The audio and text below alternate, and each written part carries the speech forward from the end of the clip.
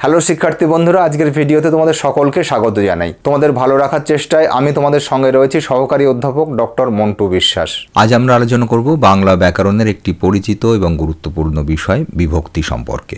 তোমরা যারা কলকাতা বিশ্ববিদ্যালয়ের অধীনে বিভিন্ন কলেজগুলিতে দ্বিতীয় সেমিস্টারে বাংলা মেজর কোর্স বা অনার্স নিয়ে পড়াশোনা করছো, কিংবা এমডিসি বা জেনারেল কোর্সে পড়ছো এবং পাশে বাংলা বিষয়টি রেখেছো, অথবা বাংলা ছাড়া অন্য বিষয়ে অনার্স নিয়েছো, পাশে মাইনর পেপার হিসেবে বাংলা বিষয়টিকে পড়ছো, তোমাদের সকলেরই দ্বিতীয় সেমিস্টারের সিলেবাসে এই বিষয়টি রয়েছে। তাই আজকের এই আলোচনাটি তোমাদের সকলের জন্য বিশেষভাবে গুরুত্বপূর্ণ। আলোচনা শুরুর আগে অন্যান্য দিনের মতন বলবো, তোমরা যারা এই চ্যানেলটিতে নতুন রয়েছে এবং এখনও চ্যানেলটিকে সাবস্ক্রাইব করোনি, তোমাদের কাছে অনুরোধ তোমরা চ্যানেলটিকে সাবস্ক্রাইব করে নিও এবং ভিডিও ভালো লাগলে একটি লাইক করে দিও। আর নতুন ভিডিওর নোটিফিকেশান পাওয়ার জন্য পাশে থাকা বেল আইকনটিতে ক্লিক করতে ভুলো না। সেই সঙ্গে অন্যান্য বন্ধুবান্ধবীদের কাছে এই তথ্যগুলিকে পৌঁছে দেওয়ার জন্য তাদের সঙ্গে ভিডিওটি শেয়ার করার অনুরোধও রইল। চলো এবারে বিভক্তি সম্পর্কিত আলোচনায় প্রবেশ করা যাক। পরীক্ষায় প্রস্তুতির জন্য বিভক্তি থেকে যে প্রশ্নটি তৈরি করতে হবে তা হলো বিভক্তি কাকে বলে, বিভক্তি কয় প্রকার ও কি কি, প্রত্যেক ধরনের বিভক্তি সম্পর্কে উদাহরণ সহ আলোচনা করো। শব্দে বিভক্তি কেন যুক্ত হয়, বিভক্তির 3 রকম ব্যবহার দেখাও। প্রশ্ন অনুযায়ী আমরা আমাদের আলোচনাকে এভাবে শুরু করতে পারি। প্রথমেই বিভক্তি কাকে বলে? যে বর্ণ বা বর্ণ সমষ্টি শব্দ বা ধাতুর সঙ্গে যুক্ত হয়ে পদ গঠন করে সেই বর্ণ বা বর্ণ সমষ্টিকে বিভক্তি বলে। বিভক্তি 2 প্রকার, 1 শব্দ বিভক্তি এবং 2 ধাতু বিভক্তি। প্রথমে শব্দ বিভক্তি। যে বর্ণ বা বর্ণ সমষ্টি শব্দের সঙ্গে যুক্ত হয়ে শব্দটিকে নাম পদে পরিণত করে বাক্যে স্থান লাভের যোগ্যতা দেয়, সেই বর্ণ বা বর্ণ সমষ্টিকে শব্দ বিভক্তি বলা হয়। যেমন অ, কে, রা, এর, তে, এতে ইত্যাদি।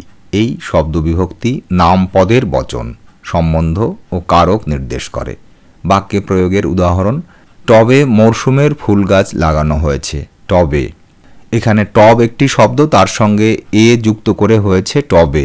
টব শব্দের সঙ্গে যুক্ত হওয়া এ হলো বিভক্তি। 2 ধাতু বিভক্তি। যে বর্ণ বা বর্ণ সমষ্টি ধাতুর সঙ্গে যুক্ত হয়ে কার্যবাচক ক্রিয়াপদের সৃষ্টি করে সেই বর্ণ বা বর্ণ সমষ্টিকে ধাতু বিভক্তি বলা হয়। যেমন অ, ও, এ, এন, ই, ইলো, ইতেছে, ইয়াছেন, ছে ইত্যাদি। ধাতু বিভক্তি ক্রিয়াপদের কাল ও পুরুষ নির্দেশ করে। বাক্যে প্রয়োগের উদাহরণ: সে বই পড়ছে। এখানে পড়ছে শব্দটির মধ্যে আছে পর ধাতু, তার সঙ্গে ছে বিভক্তি। পর ধাতুর সঙ্গে ছে বিভক্তিটি যুক্ত হয়েছে, তাই এটি হয়েছে ধাতু বিভক্তি। বিভক্তির প্রয়োজনীয়তা বা শব্দে বিভক্তি কেন যুক্ত হয়? বিভক্তির সবথেকে গুরুত্বের দিক হলো বিভক্তি শব্দে যুক্ত হয়ে তাকে পদে পরিণত করে। তাই বিভক্তি ছাড়া শব্দ পদে রূপ নিতে পারে না। আর শব্দ পদে পরিণত না হলে বাক্যেও ব্যবহৃত হতে পারে না।